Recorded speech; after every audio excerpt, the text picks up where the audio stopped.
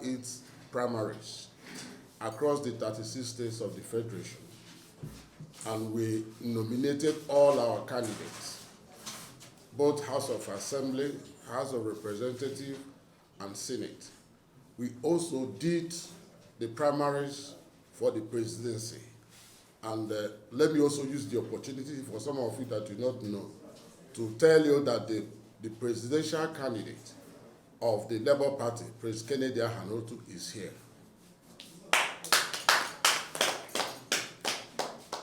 The procedure is that we will send all our nominated candidates to INEC at the appropriate time, and from there we'll take it up.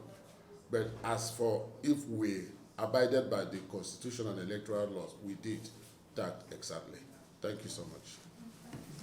You didn't tell them that Congress is... No, there's no need. They didn't ask me.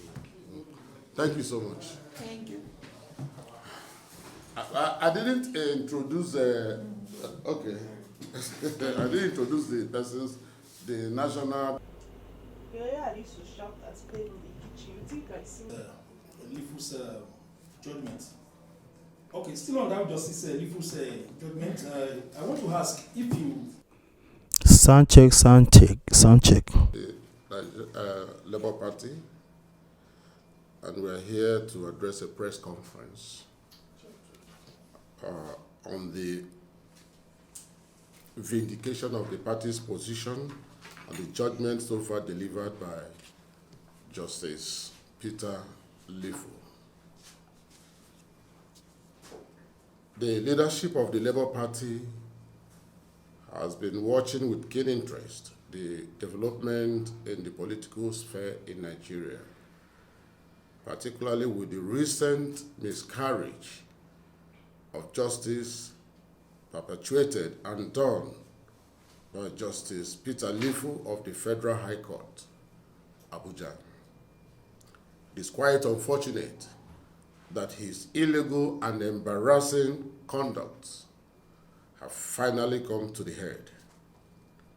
The problem with most Nigerians is whenever something happens to Paul, Peter will say it does not concern him. And when it happens to Peter, John will say, how did that concern him? When Justice Peter Lifu gave the questionable judgment against Labour Party leadership, nobody spoke up. Today he has visited other parties, and everybody is crying blue murder. When he miscarried justice against the Labour Party, I had expected some Nigerians, prominent Nigerians, courageous Nigerians, to condemn it, but they waited till some other persons were affected. It must be noted that apart from the deregistration of ADC and some other political parties, Justice Peter Lifu has willfully embarked on actions capable of endangering or even truncating our democracy through his judicial rascality and his continuous miscarriage of justice. We in Labour Party are worst hit by the judgment of Justice Peter Lifu. I want to state as follows. On the 7th of October 2025, in suit number FHC/ABJ/CS/2119/2025, filed by Senator Nanadi Usman against INEC. This matter, which was on the Labour Party's National Convention that was held on the 27th of March 2024, was assigned to Justice J.K. Omotosho. Ordinarily, Justice Omotosho had delivered two judgments, thus giving vent and very legal opinion on the National Convention of the party. May I just say that in those judgments, Omotosho made it clearly that the convention was legit, it was valid in both occasions. We were very happy and had expected that justice would be done by Justice Omotosho. Curiously, after we had joined all the issues and filed all the papers, the matter was discontinued on the 28th of October 2025. Another matter was then filed via suit number FHC/ABJ/CS/202262/2025 by the same parties and the same subject matter. But this time, the presiding judge of the Federal High Court now assigned the matter to Justice Peter Lifu. This was our first major red flag. We suspected that something was in the offing. In any event, because we have a very good case, we decided to continue with the matter.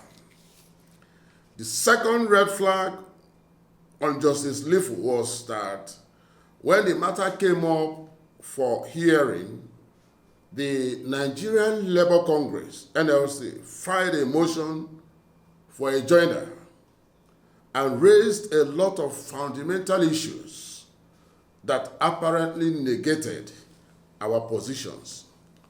So it was very imperative that we needed to respond to all those issues raised by the NLC. On the basis of this fresh motion, we asked for an adjournment to enable us to do responses to some of those things that came up. Justice Peter Lifu, however, decided to descend on the arena and insisted that the matters must go on. On that day, without allowing us to respond, he insisted that the matter must go on the same day. I've never seen where that is done.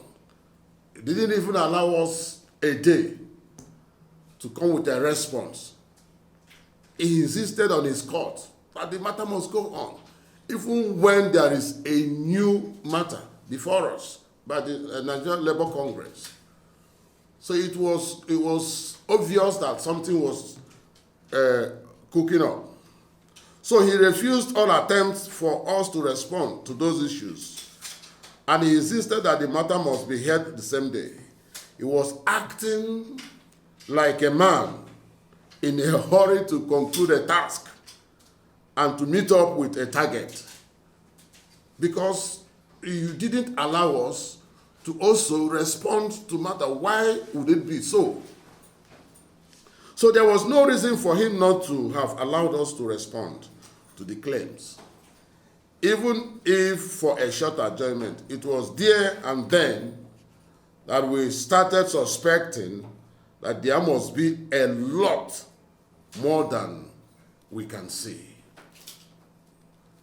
In any event, because we don't want to be unruly to the court, we decided that the matter should go on. He heard it that day because he insisted, and adjourned for judgment. And he eventually did the hardest job. For their sake, Governor Alex Oti and Senator Nenadi Usman. We took a lot of things for granted because we thought that having a good case, there is nothing a reasonable judge could do about the matter. Ladies and gentlemen, we had every reason to have protested, petitioned, and to have done a whole lot of things because Alex Oti himself convened a meeting in Abia where he boasted and assured his people that he will get a judgment. It was all over the internet and social media how they were jubilating while expecting the judgment even before the judgment day. What a sad thing. It was very clear that they knew what would be the outcome of the judgment. In his judgment, Justice Lifu advocated to himself the supervisory role over the Supreme Court, and he willfully misinterpreted the Apex Court, the Supreme Court. We want to say that as at now, that judgment of the Federal Court could negate, and it is against all known principles of law. Is it the principle of law where court says that the issue of leadership are internal affairs of the party, nor the principle that no court has the powers to interpret a decision or give effect to the decision of the Supreme Court, or even that of the doctrine of fair hearing that must be adhered to? All these are established principles of law that Justice Lifu's judgment was against. He completely ignored all these principles. We are, however, happy that we have indicated by the recent judgment of Justice Lifu, where he ordered INEC to deregister 5 political parties. This has no doubt brought his character and behavior to the fore. In any event, our only regret, however, is that this same judgment delivered by Justice Lifu was also reaffirmed by the Court of Appeal. Regrettably, we believe that the Supreme Court will do justice to the matter and do the right thing, being the final court of remedy in Nigeria. I want to say very clearly that our democracy, party politics, and the rule of law, our Constitution, and the Electoral Act are under serious threat. It is on this basis that I want to call on the courageous judges of the Supreme Court to rise to the occasion and steer our ship of judiciary out of where it is currently headed to. Because if the courts continue in this manner, it will be very clear that our democracy is heading towards destruction. Finally, the Supreme Court must rise up and behave like the Supreme Court of the old. We know of some of those courageous judges, like Justice Chukwudipu Oputa, Justice Kehinde Shaw, Justice Patricia Akure, Justice Karibe White, amongst other Supreme Court judges who defended courageously and fought for the principles of law which they swore to uphold.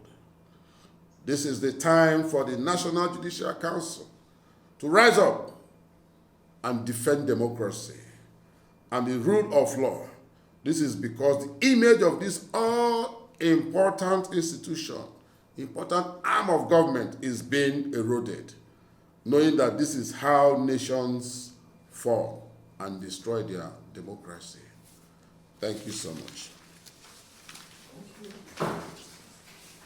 So we want to ask for, if you have any question.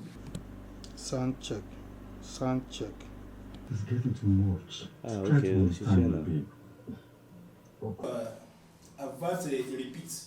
Going by what they just did recently, I don't know if you have heard about their oath taking an anti-defection part that they force on a candidate who wins election. I would like to state categorically clear today that you can go back to that same young man that made that declaration that they've not been served, that there's nothing like Supreme Court. I advise you go back today and ask him, is there any process ongoing at the Supreme Court? Let's know his response. Thank you. That's for the issue of the Supreme Court. Secondly, the issue of the NDC giving oaths of allegiance to their numerous members. You know, we are in this part of the world where we have many politicians that I can simply call pepper soup don politicians. You know, one of the political leaders in Nigeria referred to them as Mama Food is ready. You know, those are the kind of people that take opportunity. They're opportunists. So they are now feasting on NDC. And it's a wise thing that Dixon-led leadership and party management and administrators have done, which ab initio, we trying to grow the party, we felt that we are dealing with true Democrats. And the party at that point never looked at considering pressing an oath on them. So what NDC is doing is very, very healthy. And it will encourage sustainable institutional development. Because democracy has failed in Nigeria simply because institutions are not sustainable. You elect somebody under a certain political party today, tomorrow he jumps into another political party.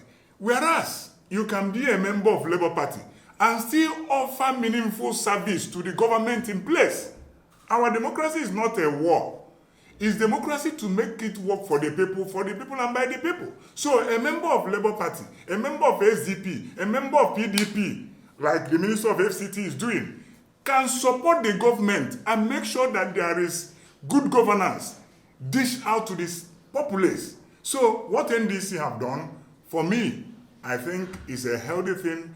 It will make those people that will win election eventually, that will emerge from that platform, to know that it's no longer a tea party. That once you win election under a political party, you must stay there, you must build that political party, you must let it grow, so that there will be, a future of that institution.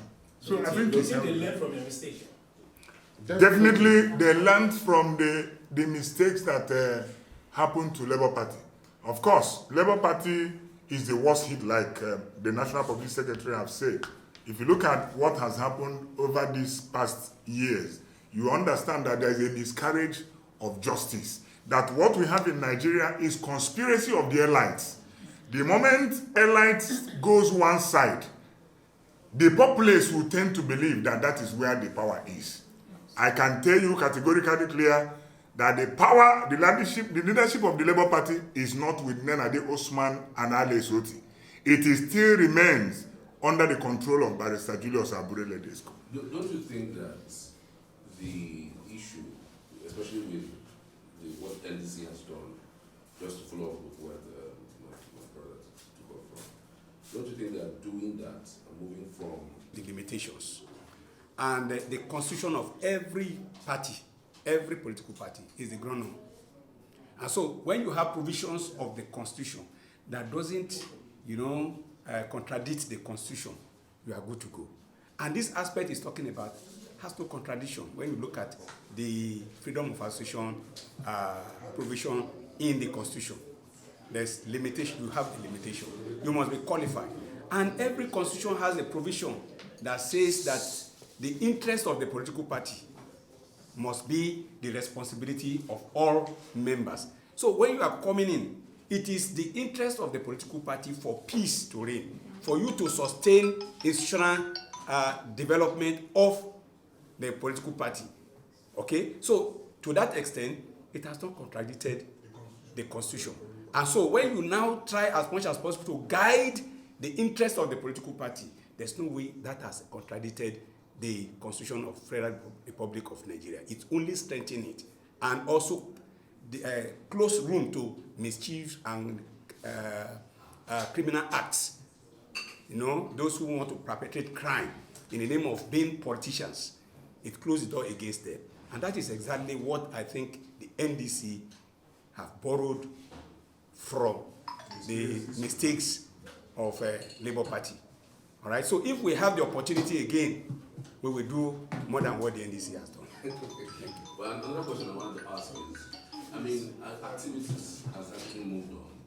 INEC timeline for presentation of candidates for each political party is actually passed. I'm wondering whether this faction followed with these activities. Who is your presidential candidate? Who is your gubernatorial candidate? Who is your House of Representatives? And did this particular faction? Maybe I will answer that question. The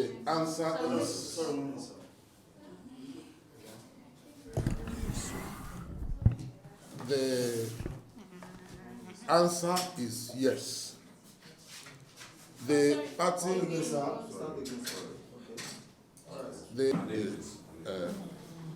Tell them your name. Okay. My name is Mrs. Ngozi Jones Dog. Mrs. Ngozi Dog, and the special advisor on media to the national chairman, Barrister Ambassador Aju Morgan Lumelo. Thank you. Democracy will be resisted.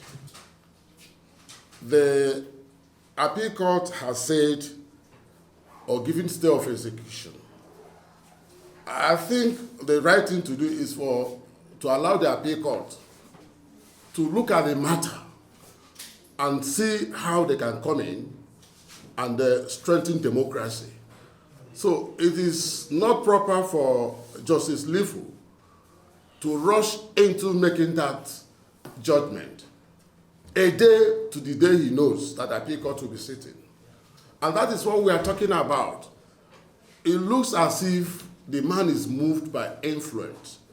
Because if he knows that the appeal court has powers over the lower court, and there is already a state of execution, it does not have the power, according to hierarchy of the judiciary, to go into that judgment.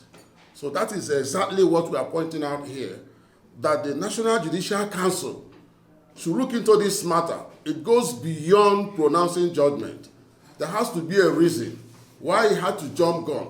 And funny enough, that very day he was asked whether he knew that this matter was before the appeal court. He said he knew. So what prompted him to go into that judgment? Why would he go into that judgment? So it is basic. This stay of execution by the appeal court was in order, and they should be allowed to look into that matter. There are a whole lot of things involved in that matter. And let me also ask you, why give that judgment now? Why have you not given that judgment a long time? You allow the political parties to sell forms, make presentation, brought people to go and contest. So what do you want those people to do? What would you want those people to do? If you had started this matter, because it's been in the Constitution, it's been in the electoral law. If you know that the Constitution says if these people didn't meet so and so thing, then you do it from day one. And why would you allow on the period when the election was already ongoing? There's a process ongoing. So I think that must be investigated. Beyond the judgment that the man rushed to give, it must be investigated. There must something that has influenced the man. I'm sure my other groups will talk. Now, for some members, or some of our former members, who are calling for us to drop the matter from Supreme Court, do they even have the right to ask us? They are not our members again. They are the beneficiaries of the rogue convention that was held by the Nenadi group. The matter is that a matter is already ongoing. We have asked the Supreme Court to allow us to look into this matter dispassionately.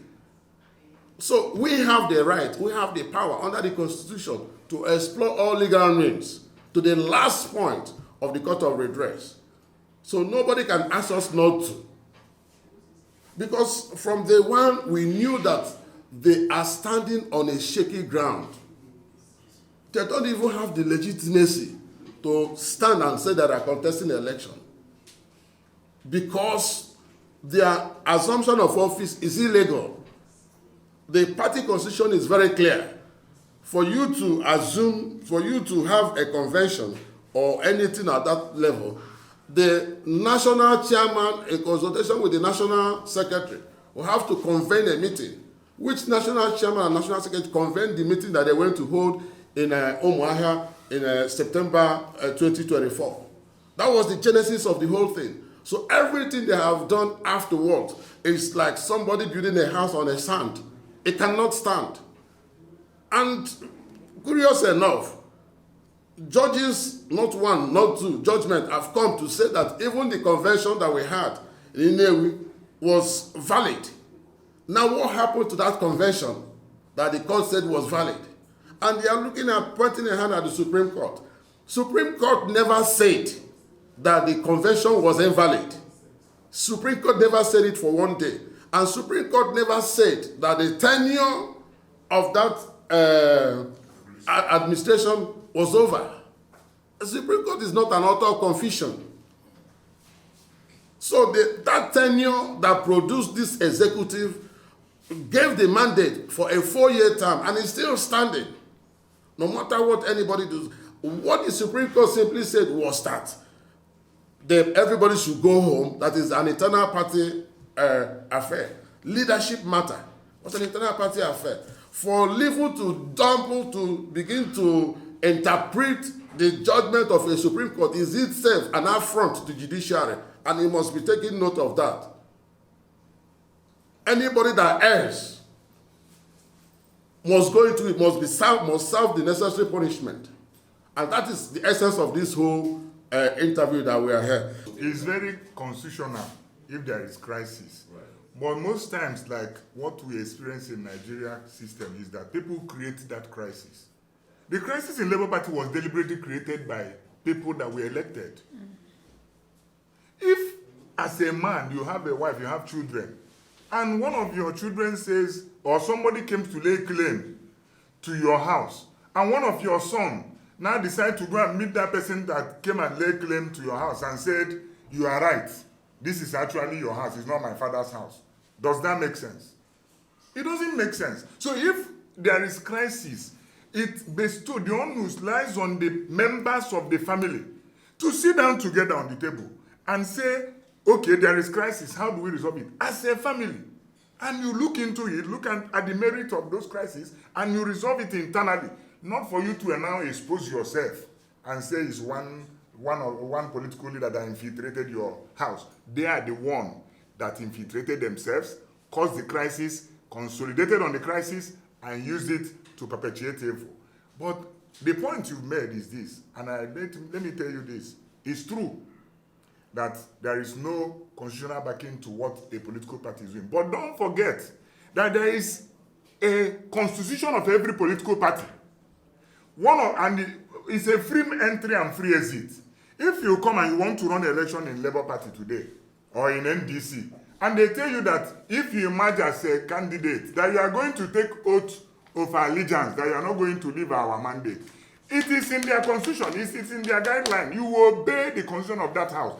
If you feel at that point that you don't like the position of the party. Every political party's constitution is subject to the Nigerian constitution. Every political party's constitution, the moment a house agrees that this is what will bind us, it binds them.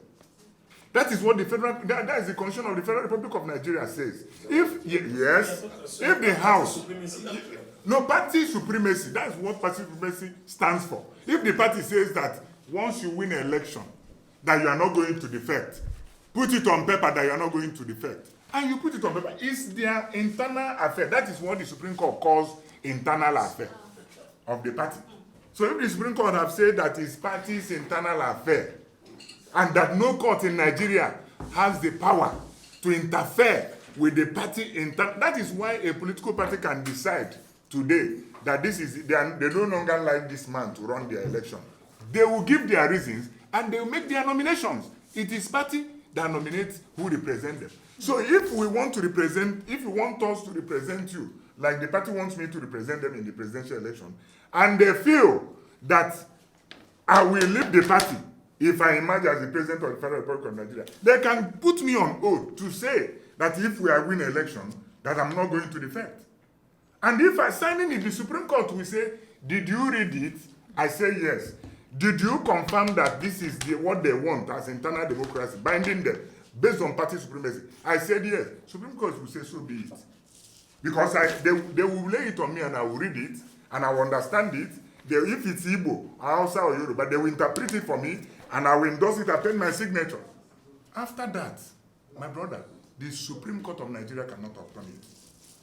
Okay, let's do this is the freedom of association.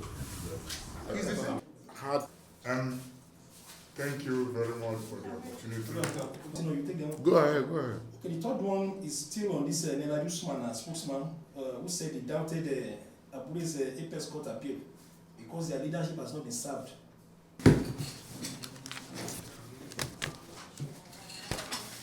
Right.